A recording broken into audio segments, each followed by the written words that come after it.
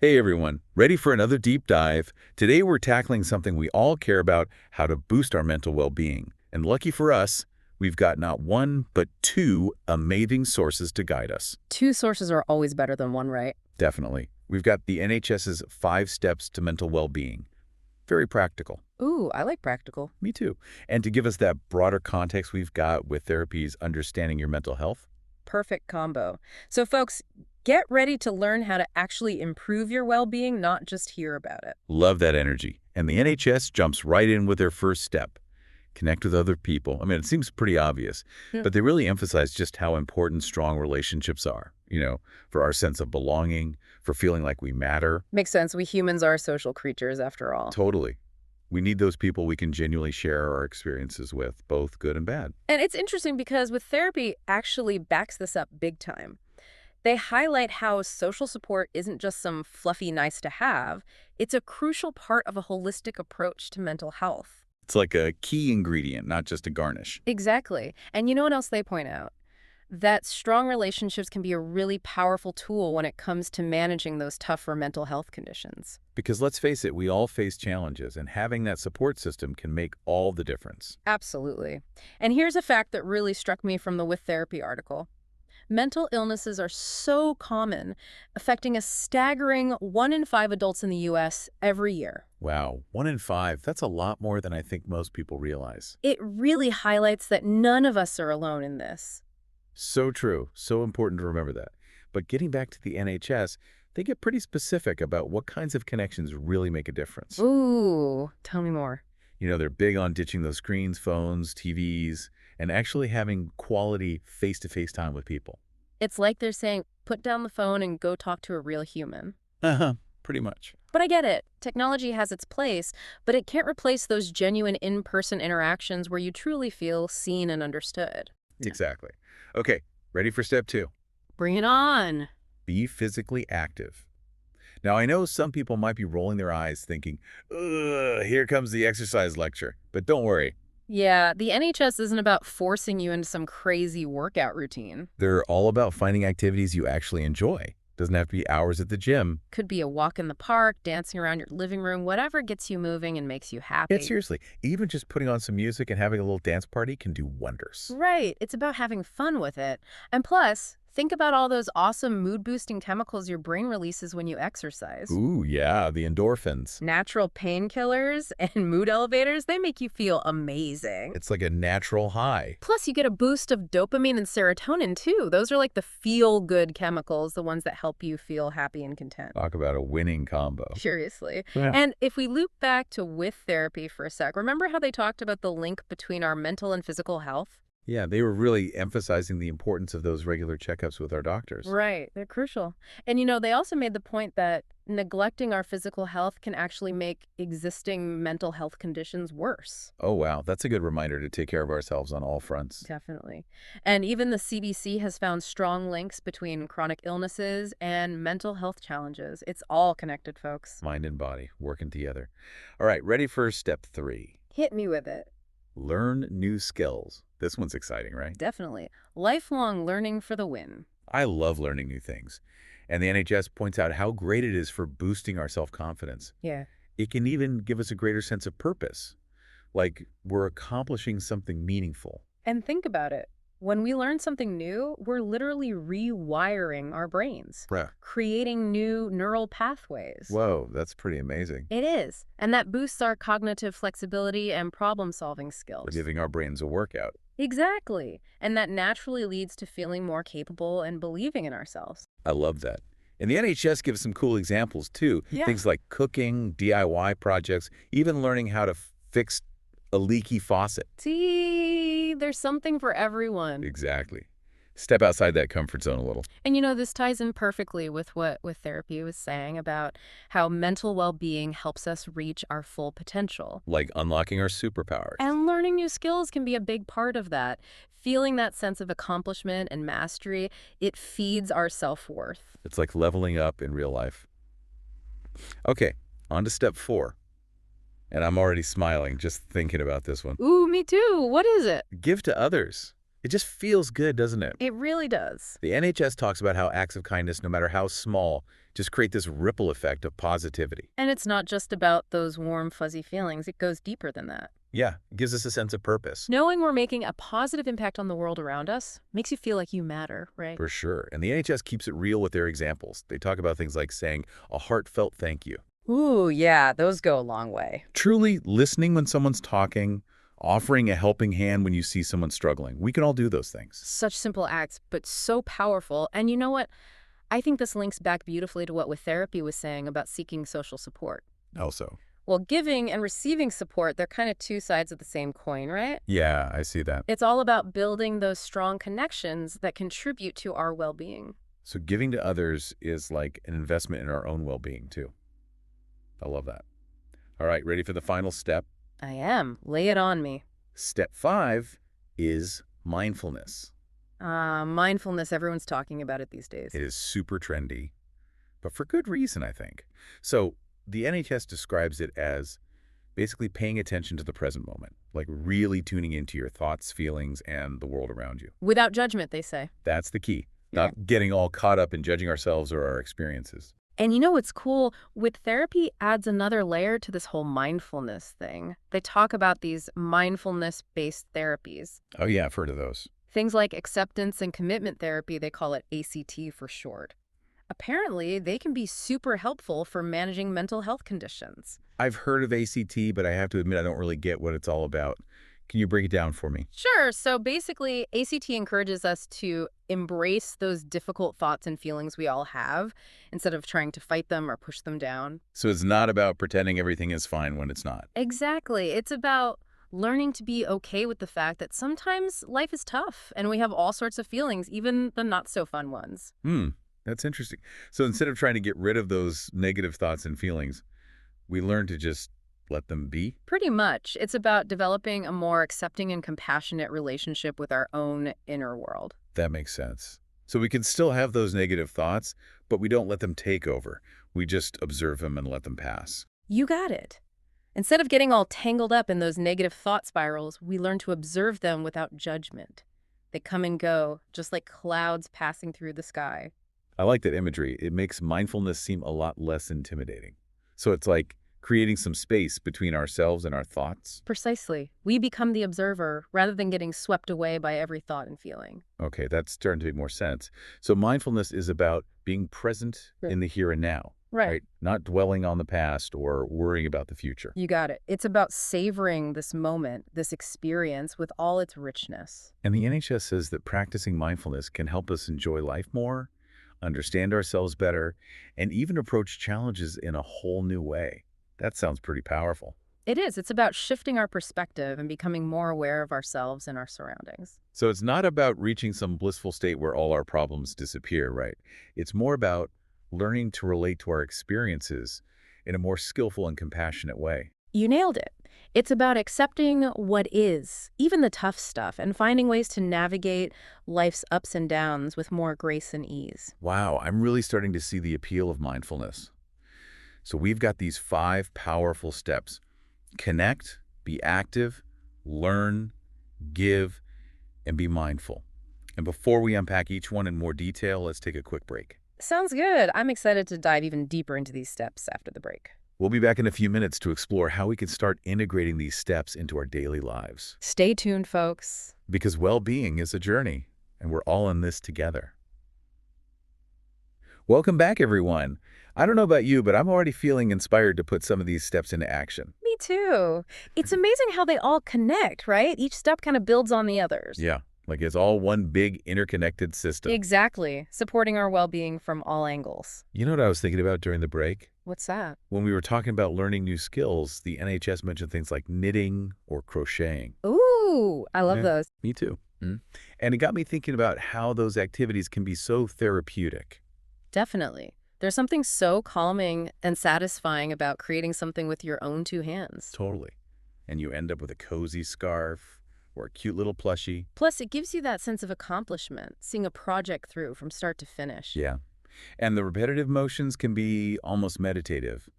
But on a more serious note, I think the With Therapy article really drove home the point about how common mental health disorders are. Yeah, absolutely. That statistic about 50% of all lifetime mental illness in the US starting by age 14, that really hit me. It's a powerful reminder that we need to start supporting young people early on. Absolutely. Early intervention can make a world of difference. It's heartbreaking to think of kids struggling with these challenges. It just highlights how important it is to talk openly about mental health. Right. Create environments where people feel safe seeking help no matter their age. Totally. And that brings us back to the importance of connection and social support, like we talked about in the first step. Creating those safe spaces where vulnerability is welcomed, it's crucial. You know, for a lot of people, myself included, the whole be active step can feel a bit daunting. I get that. I think there's this idea that you have to be hitting the gym hard to see any benefits. I think you have to become a marathon runner or something. Right. And that's just not realistic for everyone. And thankfully, the NHS isn't saying we have to. Yeah. They're just encouraging us to find ways to move our bodies that we actually enjoy. And it doesn't have to be anything intense. Nope. Like those examples they gave. Dancing, gardening. Even taking the stairs instead of the elevator. It's all about those small, sustainable changes that add up over time. And I love that With Therapy reminds us to schedule those regular checkups with our doctors, too. Oh, yeah. Those are so important. Our doctors can help us assess our overall health, Right. right? And spot any underlying issues that might be affecting our mental well-being. Totally. Because remember, everything is connected. It's all one big system.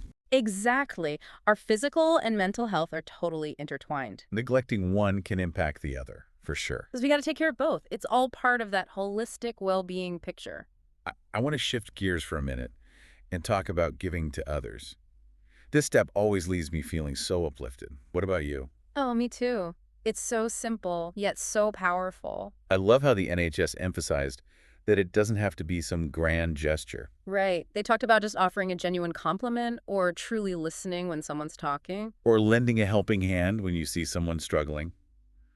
Those are all things we can do every day.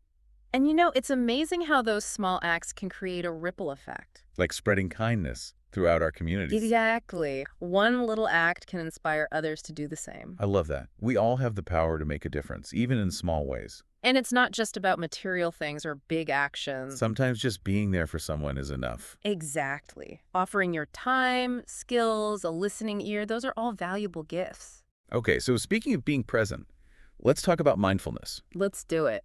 I'll be honest, I'm still a bit fuzzy on what exactly mindfulness is all about. Yeah, it can seem a bit abstract at first. What does it actually look like in practice? Well, at its core, it's about training our minds to pay attention to the present moment. So not getting caught up in all those thoughts about the past or worries about the future. Right.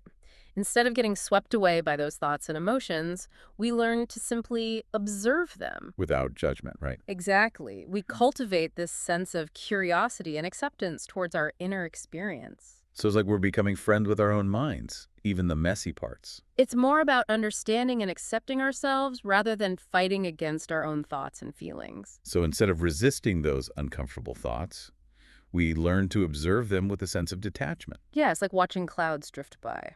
You mentioned earlier that the NHS said mindfulness can help us enjoy life more and understand ourselves better. How does that actually work? Well, when we practice mindfulness, we start to notice the little things we might normally miss. Like what? The taste of our food, the warmth of the sun on our skin, the sound of laughter. We become more present and engaged in our experiences. So it's like slowing down and savoring a moment Yeah. instead of just rushing through life on autopilot. Exactly. And as we become more present, we naturally develop a deeper understanding of ourselves and how we react to the world around us. And remember how With Therapy talked about those mindfulness-based therapies like ACT? Yeah, I was just thinking about that. How do those therapies use mindfulness? Well, ACT, for example, focuses on accepting those difficult thoughts and feelings rather than trying to get rid of them. Okay, so it's not about pretending everything is okay when it's not. Right. It's about making space for those uncomfortable feelings. And mindfulness techniques help us do that. So we develop the awareness and acceptance needed to just let those thoughts and feelings come and go. Exactly. Like watching those clouds drifting by. We don't have to get caught up in every passing thought. It sounds like mindfulness is a skill that takes practice, though. It does. But the benefits are totally worth it. What are some simple ways people can start practicing mindfulness? Well, you can start with just a few minutes each day. Okay, so like what would I do? Find a quiet spot, close your eyes, and just focus on your breath. Notice the rise and fall of your chest, the sensation of the air entering and leaving your nostrils. And what if my mind starts to wander? Which I'm sure it will. That's totally normal. Don't judge yourself. Just gently guide your attention back to your breath. Okay, that makes sense. What about mindful walking? The NHS mentioned that too. Oh, mindful walking is great. As you walk, just pay attention to the physical sensations. Feel your feet on the ground, the movement of your body, the sights and sounds around you. So it's like bringing that same sense of awareness to something we do every day anyway. Exactly. You can also practice mindful eating, mindful dishwashing, mindful anything, really. Wow, so it's really about finding those moments of stillness and presence throughout the day. You got it, no matter what you're doing. I'm starting to see how mindfulness can be woven into the fabric of our lives. And the best part is it's accessible to everyone. You don't need any fancy equipment or training. You just need to make the choice to be present. Exactly. Be here now. That's the essence of mindfulness.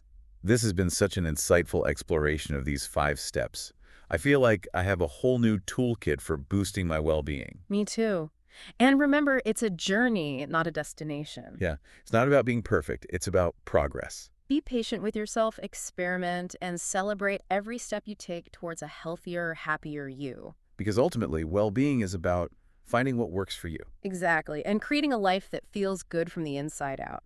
We're back and ready to roll up our sleeves and figure out how to actually put these 5 steps into practice in our everyday lives. So where should we start? Well, let's circle back to that first step. Connect. Remember all those great tips the NHS gave us? Oh yeah, the do's and don'ts. Exactly, like actually scheduling dedicated time for family dinners or putting those phones away during meals and, really engaging in those conversations. It's so easy to just get swept up in the busyness of life and forget to nurture those connections. It is, but it's all about making that conscious effort. Yeah. And it doesn't have to be anything huge. Yeah, just a quick call to a friend. Or a handwritten note. Those little things can go a long way. Small steps, big impact. I like that. Okay, now I'm curious about the be active step. Any advice for those of us who aren't exactly gym rats? The key is to find activities you actually enjoy. Remember all those examples the NHS gave us? Dancing, gardening. Yep. Even just taking the stairs instead of the elevator. Those little things add up. They do. It's about making it fun and sustainable. Totally. And don't forget those checkups with our doctors, too. Oh, yeah, those are essential. They can help us figure out if there are any underlying health issues that might be affecting us. Exactly. It's all connected, remember. Physical and mental health go hand in hand. Okay, let's move on to learn new skills. Yeah. What about those of us who feel like we don't have the time or energy for a new hobby? It doesn't have to be this huge time commitment. Think small. Okay, I like that. Small steps. The NHS mentioned trying a new recipe Oh, that's a good one. or tackling a small DIY project around the house.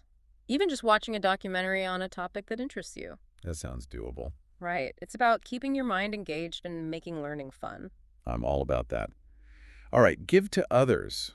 This one always warms my heart. What are your thoughts? I love how simple it can be. The NHS gave some great examples, like giving a genuine compliment, Holding the door open for someone. just being a good human, Exactly. And those small gestures can really make someone's day. and maybe inspire them to pay it forward. It's like a chain reaction of kindness. And of course, volunteering is a great way to give back to your community. Hmm. Okay, last but not least, mindfulness. This is the one I'm most intrigued by, but I'll admit, I still find it a bit mysterious. I know, it can be hard to wrap your head around at first. Any tips for beginners like me? Start small. Find a quiet spot for a few minutes each day. Okay, Close your eyes and just focus on your breath. just breathe. Yep. Notice the rise and fall of your chest. Okay, got it. If your mind starts to wander, and it's totally normal, just gently guide your attention back to your breath. So it's like training a muscle. Kind of. Yeah. You're training your attention. And what about mindful walking? How does that work? As you walk, just pay attention to the physical sensations. Feel your feet on the ground, the movement of your body, the sights and sounds around you. So basically bring that same mindfulness to an activity you already do. You got it. And you can do the same with eating. Oh yeah, mindful eating. Mindful dishwashing, the possibilities are endless. It's like a whole new way of experiencing life. It really is. And it's available to us in every single moment. Wow, this has been an incredible deep dive. I feel like I have a whole new perspective on well-being. Me too. It's been amazing exploring these 5 steps with you. And remember, everyone, it's a journey, not a destination. Find what works for you. Experiment, be patient with yourself, and celebrate every step you take toward a healthier, happier you. And don't forget to check out the full NHS guide and the With Therapy article for more information and resources. We'll link those in the show notes. Until next time, keep learning, keep growing, and keep diving deep into those topics that spark your curiosity.